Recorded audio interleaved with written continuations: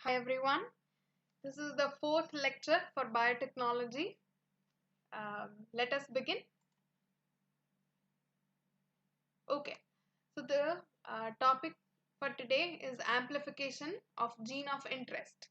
Amplification मतलब એના નંબરમાં વધારો of gene of interest. તમારે જે ઇન્ટરેસ્ટનું જીન છે, જે ડિઝાયર્ડ જીન છે, ટાર્ગેટ જીન છે, એનો નંબર કઈ રીતના વધારવો. So we have studied one method which was in vivo. In vivo मतलब कोई living organism ની અંદર, કોઈ સજીવની અંદર by gene cloning. આ gene cloning માં શું થશે તો કે તમારું જે RDNA હતું એ RDNA ની અંદર recombinant DNA માં તમારું gene બી present છે. જેટલી વખત આ સેલ, આ હોસ્ટ જે છે એ રેપ્લિકેટ થશે, એની જેટલા નવા નવા સેલ્સ એમાંથી બનશે એ બધા સેલની અંદર તમારું જીન જે છે એ કોપી થતું જશે, રાઈટ? તો in Vivo, in a bacterial cell, આ રીતના તમારું જે ટાર્ગેટ જીન જે છે એ એમ્પ્લિફાય થઈ રાખશે. એક લેવલ પછી આને અગર અલગ પાડવું હોય તો શું કરવાનું તો કે આનું જે બેક્ટેરિયાનું કલ્ચર હોય એ બેક્ટેરિયાના કલ્ચરને like we discuss last time એને તોડવાનું, એના સેલ વોલને તોડવાનું વિથ હેલ્પ ઓફ લાઇસોઝાઇમ. એમાંથી ડીએનએના અલાવા આરએનએ, પ્રોટીન બધી વસ્તુને અલગ કરવાની. તો all you will be left with is DNA. હવે એ ડીએનએને જ્યારે તમે પ્યોરિફાઈ કરી અને સેમ એન્ઝાઇમ, ધારો કે આ ઇકો R1 થી તમે recombinant DNA બનાવ્યું હતું, તો ઇકો R1 થી પાછું તમે જ્યારે આને તોડો તો તમારું આ ઇન્સર્ટ જે છે, જે જીન ઓફ ઇન્ટરેસ્ટ જે છે એ છૂટું પડી જાય. અને તમે ધારો કે એક કોપી પેલા વાપરી હતી, તો હવે એક કોપીમાંથી 100 સેલ ડિવાઈડ થયા તો તમારી પાસે જસ્ટ ફોર એક્ઝામ્પલ હવે 100 કોપી મળશે એ સેમ જીનની, right? So this is how amplification happens inside a living organism in vivo. Then you have in vitro. In vitro, vitro જે છે it comes from the word vitreous. Now vitreous is glass. Okay, તો આપણે test ટ્યુબની અંદર કરીએ એટલે એને in vitro કહેવામાં આવે. So in vitro it is done by PCR, which is polymerase chain reaction. So let us study PCR now. Before that, the basic concept of replication, એટલે કે સ્વયં જનન જે થાય ડીએનએ નું એ કઈ રીતના થઈ રહ્યું છે. ઓકે, તો નોર્મલી આ એક ડીએનએ નું સ્ટ્રેન્ડ છે અને એમાં આવી બે શૃંખલા આવેલી હોય, એક ઉપર અને એક નીચે, રાઈટ? એ બેને સેપરેટ કરવામાં આવે, છૂટી પાડવામાં આવે. અને then there is this enzyme known as DNA polymerase. નામ ઉપરથી જ ખબર પડે, DNA polymerase એટલે DNA નું polymerase બનાવતું ઉત્સેચક. ઓકે, આ DNA polymerase જે છે એ આ ફ્રી ન્યુક્લિયોટાઇડ, જે DNTP તમે કહો, DATP, DTTP, DCTP, DGTP, આ બધાને એક પછી એક ઉમેરતું જશે, કોમ્પ્લિમેન્ટરી ટુ ધ સ્ટ્રેન્ડ. આ ઉપરની શૃંખલામાં અગર A હશે તો નવી જે સ્ટ્રેન્ડ બનાવતા હશે એમાં T લગાડશે, A ની સામે T, G ની સામે C and so on, right? So this is how from one DNA, એક DNA ના ટુકડામાંથી તમે બે DNA ના ટુકડા બનાવી શકો.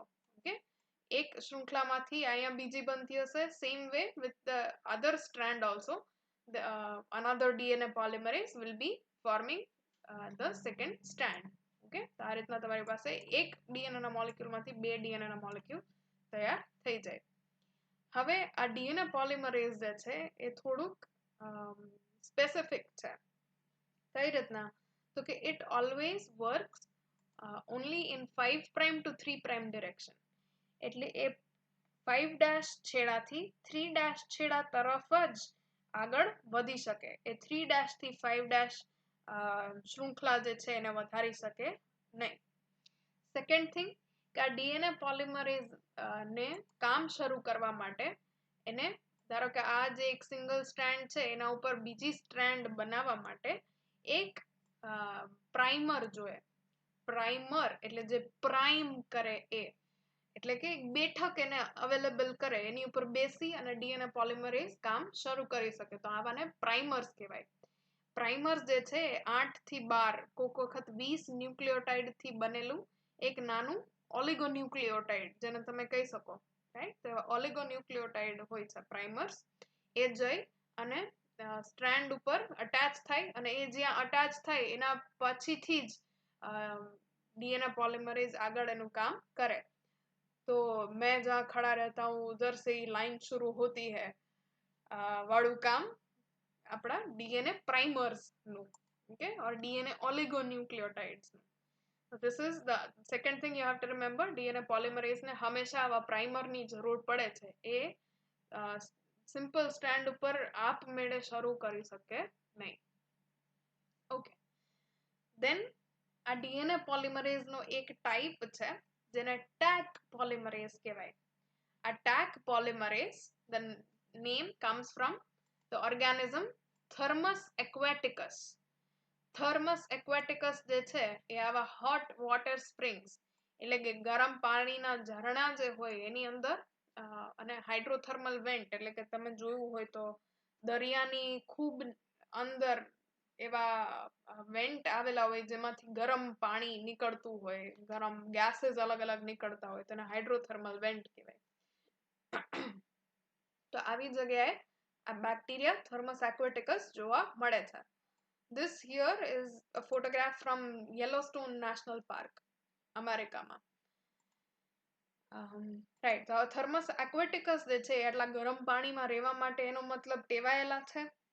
અગર એ ગરમ પાણીમાં રહી શકતા હોય એનો મતલબ એના પ્રોટીન બી એની અંદર રહી શકતા હોવા જોઈએ, રાઈટ? બાકી પ્રોટીન તમને ખ્યાલ હોય તો એને તમે જેવું ઉકાળવાનું શરૂ કરો એવા એ ડીનેચર થઈ જાય.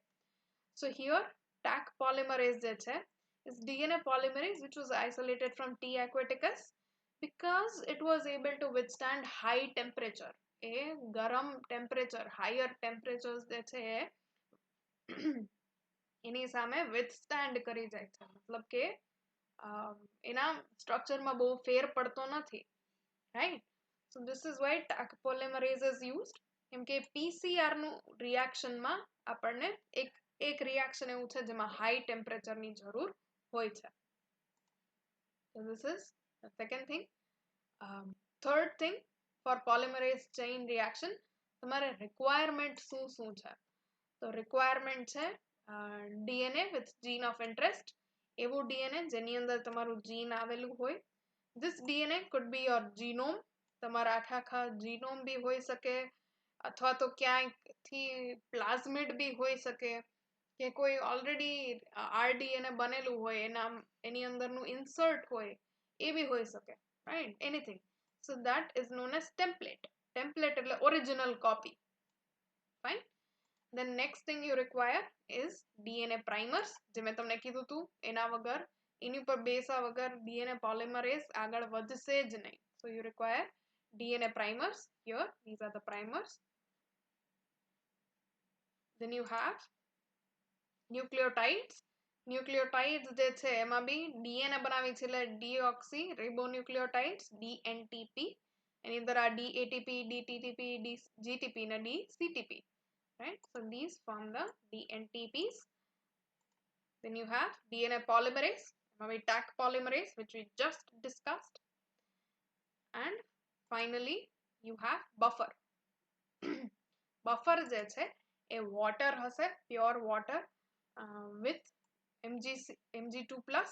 Mg2 plus જે છે it is another requirement of DNA polymerase. A DNA ને જ્યારે તમે છૂટું પાડો અને અંદર તમને નેગેટિવ ચાર્જીસ જે દેખાવા માંડે ને એ નેગેટિવ ચાર્જીસ ઉપર જઈ અને આ Mg2 plus અટેચ થશે. એ અટેચ થાય તો જ તમે નવા ન્યુક્લિયોટાઇડ અહીંયા એડ કરી શકો. અધરવાઇઝ તો તમારું DNA ટેમ્પલેટ અને જે DNTP છે એ બેની વચ્ચે રિપલ્શન થતું રહેશે, રાઈટ? અને રિપલ્શનના કારણે એ સાથે આવી જ શકશે નહીં. So this Mg2 plus જે છે એ તમારા ટેમ્પલેટ DNA ઉપર અટેચ થાય એટલે એ DNTP ને રિપેલ ના કરે, right? So these are all the requirements. DNA template જેમાંથી કોપી તમારે કરવાનું છે ઓરિજિનલ. DNA primers, ખુરશી જેની ઉપર બેસીને DNA polymerase કામ કરે. Then you need DNA deoxyribonucleotides, right? DNTPs, and finally buffer. Now this is the whole reaction. 3 step ની અંદર PCR જે છે polymerase chain reaction is divided. સૌથી પહેલો step is denaturation. Denaturation જે છે એ તમે હાઈ ટેમ્પરેચર ઉપર એટલે કે 92 થી 95 ડિગ્રીઝ ઉપર કરવામાં આવે છે ને ગુજરાતીમાં કહેવાય વિનેસર્ગીકરણ. Okay, so from 90 to 95 degrees, 90 to 95 degrees, what you do is this step, which is denaturation. આટલા ગરમ ટેમ્પરેચર ઉપર તમે જ્યારે લઈ જશો તો વચ્ચેના હાઇડ્રોજન બોન્ડ્સ જે હશે they will break. એટલે આ બે જે સ્ટ્રેન્ડ હશે છૂટા પડી જશે. Here you see 5 prime to 3 prime અને એના opposite 3 prime to 5 prime. Done. Now this 5 prime to 3 prime acts as your template. 5 prime થી 3 prime જે છે એ તમારું ટેમ્પલેટ ઓરિજિનલ ડીએનએ નું કામ કરશે. Second step is annealing. Annealing ને કહેવાય તાપમાનુષિત. Okay, so this happens around 50 degrees, 50 to 55 degrees ઉપર તમે એને લઈ જાઓ તો આ ટેમ્પરેચર ઉપર જે ડીએનએ ના પ્રાઇમર્સ છે which are oligonucleotides મતલબ નાના નાના ન્યુક્લિયોટાઇડ ના ચેન છે. આ ઓલિગોન્યુક્લિયોટાઇડ આની સાથે જોડાઈ શકે એટલું તાપમાન છે 55 degree. So here you will see in annealing કે આ પ્રાઇમર જે હશે એ જઈ અને અટેચ થઈ જશે. ક્લિયર? અને એ કઈ જગ્યાએ અટેચ થશે તો કે જ્યાં 3 પ્રાઇમ છેડો હશે એ 3 પ્રાઇમ છેડાની સામે પ્રાઇમર અટેચ થાય. આનું રીઝન હમણાં સમજાશે તમને. Now in third step what you have to do is a third step જે છે is synthesizing. Synthesizing એટલે હવે તમારું ડીએનએ પોલિમરેઝ છે અને ન્યુક્લિયોટાઇડ્સ જે છે એ કામમાં આવશે. આ પોલિમરેઝ આ પ્રાઇમર ઉપર બેસશે ખુરશી ઉપર, રાઈટ? અને એના પછી એક નવા નવા ન્યુક્લિયોટાઇડને એડ કરતું જશે. ઓકે, એ એડ કરતું જશે કઈ ડિરેક્શનમાં તો હવે સમજાણું 5 પ્રાઇમ થી 3 પ્રાઇમ. હંમેશા એ 5 પ્રાઇમ થી 3 પ્રાઇમ જ સ્ટ્રેન્ડ બનાવી શકશે. ઓકે, તો એટલા માટે આ ડીએનએ પ્રાઇમર્સ જે છે એ 5 પ્રાઇમ થી 3 પ્રાઇમ ડિરેક્શન એટલે કે 3 પ્રાઇમ છેડા ઉપર હોવું જોઈએ. 3 ડેશ છેડા ઉપર જઈ અને અટેચ થાય. અહીંયા બી જુઓ તો આ 3 ડેશ છેડા ઉપર અટેચ થયું છે, રાઈટ? આ સ્ટ્રેન્ડ માંથી આ એક સ્ટ્રેન્ડ ઉપરથી નવું સ્ટ્રેન્ડ બનશે અને સેમ થિંગ આ બીજું જે સ્ટ્રેન્ડ હશે એમાં બી 5 પ્રાઇમ થી 3 પ્રાઇમ તરફ નવું સ્ટ્રેન્ડ બનવાનું શરૂ થઈ જશે. After this cycle of synthesis, third cycle જેને extension અથવા વિસ્તૃતીકરણ કહેવાય, એ વિસ્તૃતીકરણ પૂરું થાય પછી now you have two new strands. આ બે નવી સ્ટ્રેન્ડ બની ગઈ, રાઈટ? તમે ચાલુ કરી હતી એક ટેમ્પલેટ થી પણ now you have two molecules of DNA. તો આ આખી સાયકલ જે છે denaturation, annealing, extension, denaturation, annealing, extension, you keep on doing it for 20 to 30 times. આપણે હાથે નથી કરવાની. આના માટે એક મશીન આવે જેને થર્મોસાયક્લર કહેવાય. ઓકે, તો થર્મોસાયક્લર જે છે એની અંદર આ આખી પ્રોસેસ થાય રાખશે. Let us see that here. આમાં this is the template which you had single copy, એક જ કોપી હતી. એમાંથી finally you got 2 copies. Now આ ફર્સ્ટ સાયકલના એન્ડમાં તમારી પાસે 2 કોપી મળી ગઈ.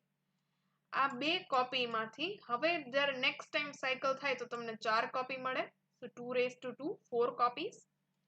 થર્ડ સાયકલમાં 2 raised to 3 એટલે 8 copies, રાઈટ? આ સેકન્ડ સાયકલના એન્ડમાં મળેલી 4 માંથી પાછા 2 ના ભાગ પડે so you get 8. આ રીતના કરતા કરતા અગર તમે 30 વખત આ રિએક્શન કમ્પ્લીટ કરો તો you have 2 raised to 30, which gives you about 1 billion copies. ખાલી વિચાર કરો, આ તમને 1 બિલિયન 10 raised to 9 copies આપી શકે છે સેમ ડીએનએ ની. એટલે કે ઇન્સ્યુલિનનું અગર જીન તમારે એમ્પ્લિફાય કરવું છે તો આ ઇન્સ્યુલિનનું જીન લીધું, એમાં આપણે હમણાં રિક્વાયરમેન્ટ્સની વાત કરીએ, બધા મોલિક્યુલ્સ ને એન્ઝાઇમ્સ નાખ્યા અને 30 સાયકલ માટે એને પીસીઆર ની અંદર રાખ્યું તો you get 1 billion copies of insulin gene. Can you imagine? So this is why PCR is important. તમે અત્યારે પીસીઆર ને ઇવન કોવિડમાં સાંભળ્યું હશે કે કોવિડની ટેસ્ટમાં પીસીઆર વપરાય છે, રાઈટ? તો એમાં બીજું કાંઈ ન હોય, જે વાયરસ છે એ તમારા બોડીની અંદર બહુ ઓછા નંબરમાં પ્રેઝન્ટ હોય.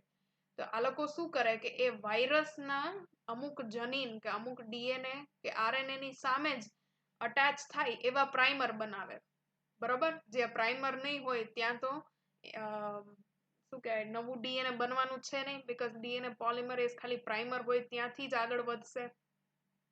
તો આ લોકો તમારા બ્લડ સેમ્પલ લે અથવા તો સ્વાબનું સેમ્પલ જે હોય એ લે, એમાંથી વાયરસ હોય એવું વિચારી અને એને અલગ પાડે, બધું કરે, પ્રેપ કરે, અને પછી ફાઇનલી એનું પીસીઆર કરે વાયરસના અગેન્સ્ટ પ્રાઇમર્સ યુઝ કરીને. અગર વાયરસ હશે ઓછા પ્રમાણમાં ભી, તો બી એક વાયરસનું અગર જીન આવી ગયું હશે, એક વાયરસ બી અગર પ્રેઝન્ટ હશે, તો એની હવે તમારી પાસે 1 બિલિયન કોપી હશે. અને આ 1 બિલિયન કોપીને તમારે જોવું બહુ ઈઝી પડી જાય. આનું જ્યારે તમે ઇલેક્ટ્રોફોરેસિસ કરો તો તમને ઇઝીલી એક બેન્ડ જે છે જોવા મળે. અત્યારે તો એના કરતાં બી હાઈટેક પીસીઆર વાપરવામાં આવે છે, પણ આ તો આપણે ભણેલા છીએ એટલું હું તમને સમજાવવાની કોશિશ કરું છું. કે એટલે આવા ટાઈપનું ખાલી વાયરસ નહીં, પણ એના સિવાય કોઈ બી ટાઈપનું ઇન્ફેક્શન થયું હોય કે કોઈ બી ડિઝીઝ હોય, તો એના માટે પીસીઆર જે છે ડાયગ્નોસ્ટિક્સમાં યુઝ થાય છે. કે એક બી વાયરસ કે બેક્ટેરિયા કે કોઈ બી ઇન્ફેક્શન કરતું હોય, એનું જીન મળી જાય તમને એકવાર, અને એનું પીસીઆરમાં તમે કોપી લગાવો એટલે તમને આઈડિયા આવી જાય કે આ માણસને ઇન્ફેક્શન છે કે નથી. અગર એની અંદર વાયરસ નહીં હોય તો એનો મતલબ આ ટેમ્પલેટ ડીએનએ હશે નહીં. ટેમ્પલેટ ડીએનએ ના હોય તો આ પ્રાઇમર્સ જે હતા એ ક્યાં જઈને અટેચ થાય? પ્રાઇમર ક્યાંય અટેચ ન થાય એટલે ડીએનએ પોલિમરેઝ જે છે એ આગળ કંઈ કામ કરે નહીં, અને તમને કાંઈ ડીએનએ મળે નહીં. તો એ નેગેટિવ રિઝલ્ટ. અને અગર કોઈ બી વાયરસ આવી ગયું હોય તો you get positive result. Fine. Now we talk about the second part or the second principle of biotechnology, which was bioprocessing engineering. તમને યાદ હોય તો, right? So we move on to the downstreaming portion, which is obtaining gene product. તમે આટલી મહેનત કરી અને recombinant DNA બનાવ્યું, તમારા જનીનને એન્ટર કરાવ્યું, સેલની અંદર ટ્રાન્સફોર્મેશન કર્યું, અને હવે સેલની અંદર તમારું જીન પહોંચી ગયું છે. પણ તમારું કામ ત્યાં ખતમ થતું નથી. ઇન્સ્યુલિન જીન જે હતું એ તો અંદર પહોંચી ગયું, but now you want insulin, right? તો એ ઇન્સ્યુલિન જે છે એ જીન પ્રોડક્ટ થઈ ગયું. So that we will be discussing now. So here you had your gene insert inside the host. હવે એ જીન જે છે એનું એક્સપ્રેશન, એની અભિવ્યક્તિ થવી બી જરૂરી છે. એક્સપ્રેશન મીનિંગ ડીએનએ માંથી આરએનએ બનવું, એમઆરએનએ, અને એમઆરએનએ માંથી બનશે પ્રોટીન, રાઈટ? તો એની ઇન્ફોર્મેશન તમારા જીનમાં હોય છે પ્રોટીન બનાવવાની. તો આ જીનની એક્સપ્રેશન, અભિવ્યક્તિ જે છે એ હવે next step which is important, right? So from gene now you get protein. તમારું યજમાન જે છે પ્રોટીન બનાવવા માંડ્યું. Okay, this protein can be intracellular or extracellular. Intracellular એટલે સેલની અંદર જ બની અને અંદર જ રહે. Okay, અને સેકન્ડ જે છે એક્સ્ટ્રાસેલ્યુલર, મતલબ સેલની અંદર બને પણ એને જલ્દીથી જે યજમાન જે છે ઓર હોસ્ટ જે છે એને થ્રો આઉટ કરી દે, એની બહાર, સેલની બહાર રિલીઝ કરી દે, right? So this protein could be either intracellular or extracellular. Insulin જે છે એ ઇન્ટ્રાસેલ્યુલર છે, એટલે કે હોસ્ટની અંદર જ રહે છે. These proteins could be hormones. Hormones હોઈ શકે, for example insulin છે, human growth hormone છે, right? They could be enzymes, ઉત્સેચકો હોઈ શકે જે તમે બનાવતા હોય, vitamins હોઈ શકે, અથવા ઘણી વખત ખાલી plain DNA જે હોય એનો બી તમે યુઝ કરતા હોવ છો ખરા. આપણે જે જોયું ને in vivo gene amplification, તો એ બી આનું જીન પ્રોડક્ટ જે છે બીજું કંઈ નહીં પણ જીનનું મલ્ટિપ્લિકેશન બી હોઈ શકે. But here let us just focus on this. If the host, આ જે હોસ્ટ છે એ તમારા જીન ઓફ ઇન્ટરેસ્ટ થી અલગ હોય. In what sense? કે જીન ઓફ ઇન્ટરેસ્ટ જે હતું એ ઇન્સ્યુલિનનું જીન હતું, તો ઇન્સ્યુલિનનું જીન તો હ્યુમનનું હતું અને એને તમે નાખ્યું છે ઇકોલાઈની અંદર, તો ઇકોલાઈ આ જીન કરતા અલગ થઈ ગયું, રાઈટ? તો આવા સિનારીઓમાં આ પ્રોટીન જે બનશે એને કહેવાય છે રીકોમ્બિનન્ટ પ્રોટીન અને આ ઇકોલાઈને કહેવાય છે હેટરોલોગસ હોસ્ટ. ઓકે, રીકોમ્બિનન્ટ પ્રોટીન કેમ કે એ હ્યુમનનું પ્રોટીન છે જે તમે બેક્ટેરિયા પાસે બનાવડાવો છો, સો રીકોમ્બિનન્ટ પ્રોટીન. અને હેટરોલોગસ હોસ્ટ કેમ કે એ જીન બેક્ટેરિયાનું ખુદનું નથી. અગર એક બેક્ટેરિયાનું જીન તમે બીજા બેક્ટેરિયાની અંદર બનાવડાવતા હોય તો you can call them homologous host, પણ હ્યુમનનું બેક્ટેરિયાની અંદર, so bacteria here is the heterologous host. Fine. Now this whole process has to be optimized. આ જીનને અંદર તમે મોકલી દીધું અને હવે તમારે એને ઓપ્ટિમાઇઝ કરવું પડે. ઓપ્ટિમાઇઝ મતલબ એવી બધી કન્ડિશન સરખી રાખવી પડે કે જેના કારણે આની અભિવ્યક્તિ સરસ રીતના થતી હોય, એક્સપ્રેશન જે છે એ સરસ થાય. એની અંદર ટેમ્પરેચર સેટ કરવાનું આવે. ધારો કે તમે જુઓ છો કે 30 ડિગ્રી ઉપર ના બદલે અગર તમે 40 ડિગ્રી ઉપર રાખો તો પ્રોટીન વધારે બને છે, તો એને ઓપ્ટિમાઇઝેશન કહેવાય. પછી 3 pH ની બદલે 7 pH ઉપર સારું એક્સપ્રેશન આવે છે, તો એને ઓપ્ટિમાઇઝેશન કહેવાય. તમે અગર એ સેલ્સને હલાવતા રહો અથવા તો એને કંઈક વિટામિન આપો એક્સ્ટ્રા, અથવા ગ્લુકોઝની જગ્યાએ લાક્ટોઝ આપો ને તમારું પ્રોટીન વધારે બને છે, તો ધીઝ ઓલ સ્ટડીઝ જે તમે કરવું પડે એને કહેવાય છે ઓપ્ટિમાઇઝેશન. ઓપ્ટિમાઇઝેશનનું રીઝન એ છે કે તમારા હોસ્ટ પાસેથી તમારે બને એટલું વધારે પ્રોટીન બનાવડાવવું છે. Clear? So here it is optimized and the production in lab. હવે એકવાર જીન જે છે એ અંદર પહોંચી જાય સેલની અંદર અને તમે ઓપ્ટિમાઇઝ કરી લીધું, તો તમે લેબમાં આ ફ્લાસ્કની અંદર, ઓકે, ફ્લાસ્કની અંદર ઇન્ડ્યુસ કરો કે પ્રોટીનનું એક્સપ્રેશન થાય અને એ પ્રોટીનને આવી રીતના હાર્વેસ્ટ કરો, મતલબ અલગ પાડો. Fine. Now here this is the growth curve of bacteria. બેક્ટેરિયાનું growth curve છે. Hope you are able to see here. This is the number of viable cells, મતલબ જીવિત કોષ જે હોય એનું નંબર છે અને અહીંયા કલાકો છે. તો જ્યારે તમે કોઈ બી એક મીડિયાની અંદર, કોઈ બી એક દ્રાવ્યની અંદર બેક્ટેરિયાને નાખો, એને નાખ્યા પછી four 5 hours, this also depends from bacteria to bacteria, પણ થોડાક કલાકો માટે તમને કાંઈ ગ્રોથ જોવા ના મળે. પછી એકવાર બેક્ટેરિયાને ફાવી જાય, સરસ એ ગ્લુકોઝ ખાઈ પીને મજા મસ્ત થઈ જાય, then it starts dividing, એના નંબરમાં વધારો શરૂ થઈ જાય. તો that is known as exponential phase or log phase.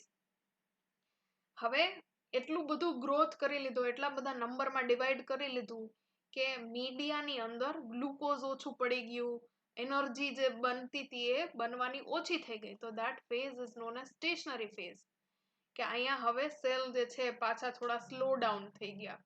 Okay, અને then there is death phase, કે હવે મારામારી છે, કાંઈ બહાર ગ્લુકોઝ મળતું નથી અને they are not able to divide or grow. જેટલા બાકી બચેલા સેલ છે એ બી માંડ જીવી રહ્યા છે, right? So that is death phase or decline. તમારા અલગ અલગ પ્રોટીન્સ જે છે અલગ અલગ ફેઝમાં બનતા હોઈ શકે. Okay, so this is why it is important to study even that, કે તમારું growth phase ના ટાઈમે પ્રોટીન વધારે બને છે કે stationary phase ના ટાઈમે. Fine, that is the reason I mentioned it here. Fine, let's move on. Now once you have optimized, તમે લેબમાં આ બધું આખું કામ કરી લીધું છે અને તમે ઓપ્ટિમાઇઝ કરી લીધું કે આટલા ટેમ્પરેચર, આટલા pH, આટલી ભારે, આટલા ન્યુટ્રિયન્ટ્સ સાથે તમે સારી રીતના પ્રોટીન બનાવી શકો છો. તો આ સ્મોલ સ્કેલ ઉપર કર્યું કહેવાય. એના પછી હવે એને લાર્જ સ્કેલ ઉપર કરવાનું આવે, right? In large scale you have this. Let me just move this. તો આની પહેલા જે આપણે કર્યું એને બેચ કલ્ચર સિસ્ટમ કહેવાય. બેચ કલ્ચર એટલે એકવાર ફ્લાસ્કની અંદર તમે મીડિયા નાખી દીધું, એમાં તમે બેક્ટેરિયાને ઠેઠ સુધી ગ્રો કર્યું અને પછી એક ઘાએ એમાંથી પ્રોટીનને આઇસોલેટ કરી દીધું, રાઈટ? એના અલાવા there is another system which is known as continuous culture system. આમાં શું થાય તો કે આ તમારું કલ્ચર વેસલ છે. આ કલ્ચર વેસલ ની અંદર ઉપરથી તમે ફ્રેશ મીડિયા એટલે નવા ન્યુટ્રિયન્ટ્સ જે છે એ ઉમેરા કરો અને બીજી તરફથી જે વેસ્ટ હોય જેમાં મરેલા બેક્ટેરિયા આવે કે કાંઈ બી ટોક્સિન વેસ્ટ બનતો હોય અમોનિયા કે એવું ટાઈપનું જે બી વેસ્ટ બનતું હોય એ બધું વેસ્ટને કલેક્ટ કરવામાં આવે એક અલગ જારમાં, રાઈટ. તો અહીંયાથી નવું મીડિયા એડ થતું જશે અને જે વેસ્ટ મીડિયા હશે એને રિમૂવ થતું જશે. Fine. So this is known as continuous culture system. આમાં બેક્ટેરિયા જે છે એ હંમેશા લોગ ફેઝમાં જ તમને જોવા મળશે બીકોઝ ક્યાંય ન્યુટ્રિશનની કમી તો થતી નથી તો મસ્ત બધા ખાઈ પીને ડિવાઈડ કરી રાખે. So you will always see bacteria to be in the log phase here, okay, in your culture vessel. અને આમાંથી you will be able to see કે there will be highest biomass એટલે કે સેલના નંબર બી જાજા હશે અને પ્રોટીન yield જે છે જેમ સેલના નંબર જાજા એમ પ્રોટીનનું પ્રોડક્શન વધારે તો પ્રોટીનની yield તમને આવા કન્ટિન્યુઅસ કલ્ચર સિસ્ટમમાં વધારે જોવા મળશે. ક્લિયર? આની પહેલા આપણે જે ભણ્યા that was batch culture which normally is done in labs. લેબની અંદર નાના પાયા ઉપર બેચ કલ્ચર કરવામાં આવે અને કન્ટિન્યુઅસ કલ્ચર જે છે એ મોટા સ્કેલ ઉપર જ્યારે તમારે પ્રોટીન આઇસોલેટ કરવું હોય ત્યારે કરવામાં આવે છે.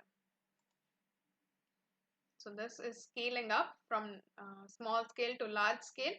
આ આખી process from plasmid till you transform the bacteria અને એનામાંથી આ જે પ્રોટીન ઇન્સ્યુલિન પ્રોટીન બન્યું એ એકવાર સ્ટાન્ડર્ડાઇઝ થઈ ગયું ઓપ્ટિમાઇઝ થઈ ગયું then you do it in industries on a larger scale અને એ બેક્ટેરિયાના કલ્ચરમાંથી ઇન્સ્યુલિનને અલગ પાડવું પ્યુરિફાઈ કરવું અને એને બોટલની અંદર ભરીને રેડી કરવું. તો this whole process is scaling up, okay, and these shown here are bioreactors. Bioreactor જે છે એની અંદર બહુ મોટા વોલ્યુમમાં 100 થી 1000 લીટર જેટલું તમે કલ્ચર એમાં રાખી શકો અને it produces protein in a very large quantity. આ બાયોરિએક્ટર જે છે એ ટાઈપના બનાવેલા હોય કે એમાં ઓપ્ટિમમ ગ્રોથ કન્ડિશન હોય જેમ કે ટેમ્પરેચર પીએચ સબસ્ટ્રેટ એટલે કે તમારા એન્ઝાઇમ જે હોય બેક્ટેરિયાના એના માટે જરૂરી કેમિકલ રિએક્ટન્ટ જેને તમે કહો કેમેસ્ટ્રીમાં, રાઈટ. ફોર એક્ઝામ્પલ અગર આલ્કોહોલ બનાવવાનું છે તો આલ્કોહોલ બનાવવા માટે ગ્લુકોઝની જરૂર છે, રાઈટ. ગ્લુકોઝનું એનારોબિક રેસ્પિરેશન થાય તો આલ્કોહોલ બને. So that glucose becomes the substrate. So temperature, pH, substrate, salts, vitamins, oxygen આ બધી વસ્તુનું બાયોરિએક્ટરની અંદર ધ્યાન રાખવામાં આવે છે. આ જો તમને દેખાડ્યું છે કે કેવડું મોટું હોય. This here is a person અને એની બાજુમાં આ જે tanks દેખાય છે મોટા મોટા they are nothing but bioreactors. They are also known as fermenters. હવે બાયોરિએક્ટરના બે ટાઈપ હોઈ શકે. This first type is called stirred tank. Stirred tank એટલે એની અંદર તમે અગર ઓલું છાશને હલાવવા માટેની શું કહેવાય એને ઝેરણી જોયેલી હોય તો એના જેવા એજિટેટર્સ આવેલા હોય, ઓકે, પ્રોપેલર્સ આવેલા હોય. તો this is simple stirred bioreactor. આખું રિએક્ટર છે એની અંદર કલ્ચર છે તમારું અને આ પંખા જેવું જે છે અથવા ઓલું ઝેરણી જેવું જે છે એ ફૈરે રાખશે એના કારણે ઓક્સિજન પ્રોપરલી બધી જગ્યાએ ડિઝોલ્વ થશે બધી જગ્યાએ પહોંચશે પ્લસ ન્યુટ્રિયન્ટ્સ જે છે એ બી હરેક સેલને મળી રહેશે, રાઈટ. સરખું મિક્સ થતું રહેશે એ છે. ઉપરનું જે આ ફ્લેપ્સ આવેલા છે એને ફોમ બ્રેકર કહેવાય. જ્યારે તમે અગર છાશને બી બહુ વાર હલાવો તો ઉપર ફોમ બની જાય એને શું કહેવાય ખ્યાલ નથી મને ફીણ જેવું, હા ફીણ બની જાય, રાઈટ. તો એવા ફીણ ના બને એના માટે આવા ફોમ બ્રેકર આવેલા હોય છે. and this is all આ જે શાફ્ટ જે છે વચ્ચેનો રોડ જે છે is moved by a motor, right.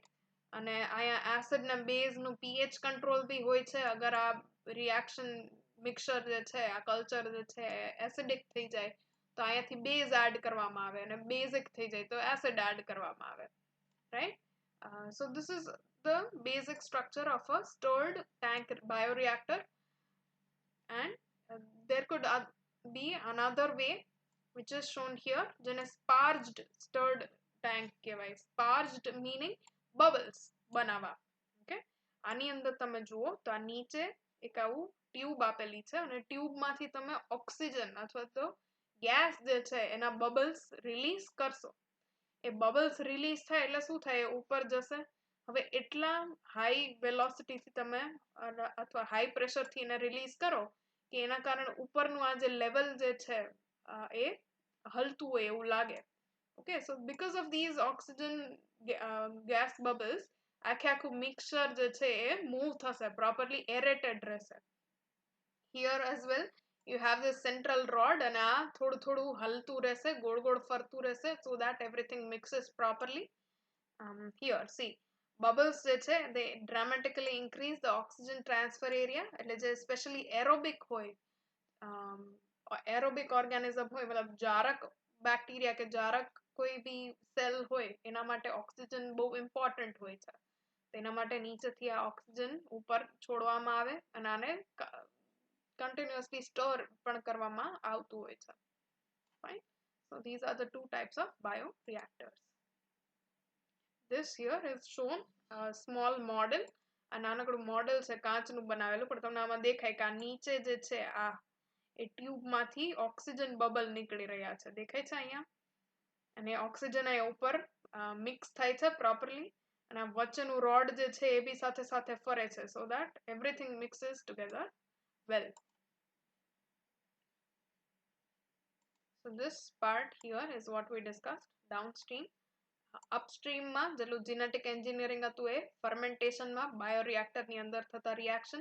એકવાર તમારું પ્રોટીન એના અમાઉન્ટમાં બની ગયું પછી શું કરવાનું, તો કે સેલનું લાઇસિસ, સેલને તોડી નાખવાનું, એની અંદરથી નીકળેલા પ્રોટીનનું પ્યુરિફિકેશન, શુદ્ધિકરણ, અને એ પ્રોટીન જે છે એને પ્યોરિફાય કરી સેપરેટ કરી અને એમાં પ્રિઝર્વેટિવ એડ કરવામાં આવે એટલે એને લાંબા સમય સુધી સાચવીને રાખી શકાય. એનું ક્વોલિટી કંટ્રોલ થાય, મતલબ આની ક્વોલિટી સારી છે કે નહીં એ બી ચેક કરવામાં આવે. અને ક્લિનિકલ ટ્રાયલ થાય. ક્લિનિકલ ટ્રાયલ મતલબ કે અગર એ ઇન્સ્યુલિનનું પ્રોટીન તમે બનાવ્યું છે તો એ ઇન્સ્યુલિન ખરેખર હ્યુમનના ઇન્સ્યુલિન જેવું કામ કરે છે કે નહીં એ જોવામાં આવે છે. Fine. So these are just extras. આ હું તમને આખા પ્રેઝન્ટેશનની PDF જે છે એ મોકલી દઈશ અને in that you will be able to read this properly. These are the list of recombinant proteins which are used today. અત્યારના જમાનામાં જે recombinant protein છે એ use કરવામાં આવે છે એ તો ઇન્સ્યુલિન એની અંદર આવે, હ્યુમન ગ્રોથ હોર્મોન આવે, હિપેટાઇટિસ બી ની vaccine, bovine growth factor. Bovine જે બી આવે એનો મતલબ કેટલ થાય, નોર્મલી ગાય થાય. ઓકે, પછી ક્લોટિંગ ફેક્ટર છે અલગ અલગ, જે બ્લડ ક્લોટિંગના ફેક્ટર, થ્રોમ્બોપોએટિન પ્લેટલેટ કાઉન્ટ વધારવા માટે, સ્પેશિયલી ડેન્ગ્યુ થયું હોય એને પેલા આપતા, I don't know about now, but એના ટ્રીટમેન્ટમાં થ્રોમ્બોપોએટિન આપે કે તમારા પ્લેટલેટ કાઉન્ટ વધી શકે. અનેમિયા હોય એને એરિથ્રોપોએટિન આપે. then there are different antibodies which can be used. તો આ એન્ટીબોડી બનાવવા માટે બી આવું recombinant DNA technology use થાય છે. These are the questions given at the back of your chapter in the end, right? So very quickly we'll just go through it.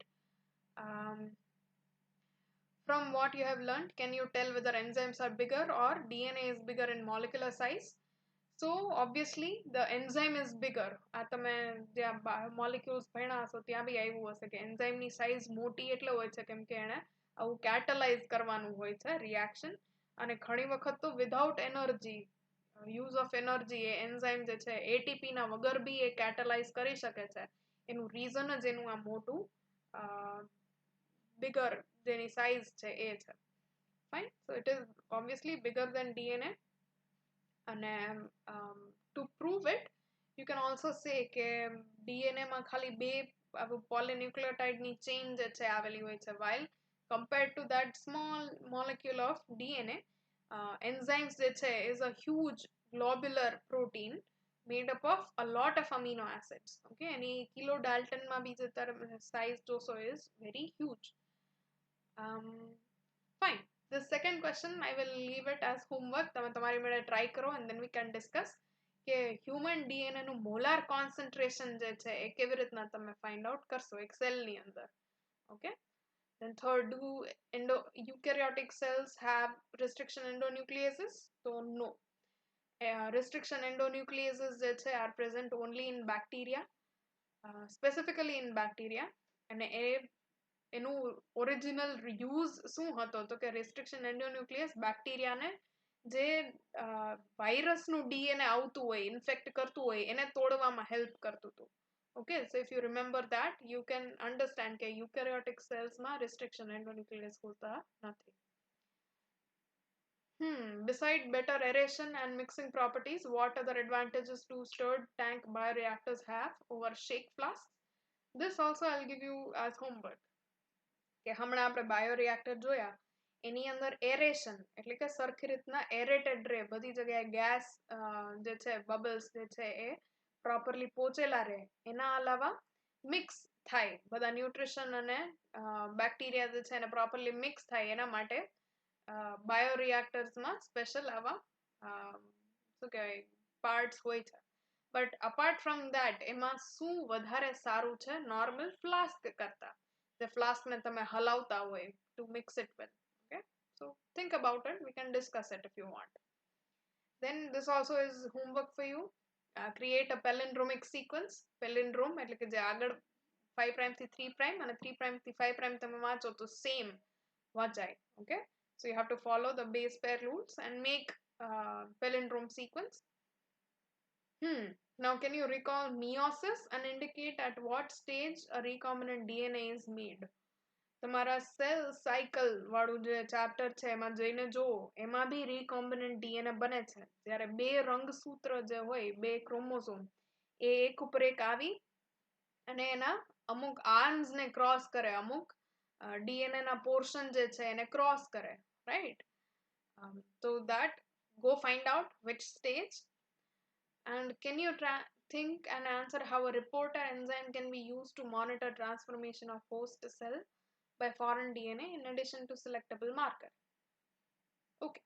હવે reporter gene માં તમે કોઈ એવું enzyme ના બારામાં વિચારી શકો જે તમે transform થયું કે નહીં થયું એ જાણી શકો. આનું એક example જે આપણે ભણ્યા છીએ is that blue white screening. Right? Enzyme જે હતું એ બીટા ગેલેક્ટોસિડેઝ હતું રિપોર્ટર એન્ઝાઇમ અને એક્સ ગેલ જે કલરલેસ હતું એને બ્લુ કલરમાં કન્વર્ટ કરવાનું કામ કરતું હતું. Right. So apart from this if you can imagine કોઈ બી એવા ટાઈપનું એન્ઝાઇમ જેને તમે યુઝ કરો અને પછી કોલોનીઝ હોય કે બેક્ટેરિયા ટ્રાન્સફોર્મ થયું છે એ તમને ક્લિયરલી દેખાઈ શકે એવું કંઈ સૂચે છે ખરા? તો find out and we can discuss this next time.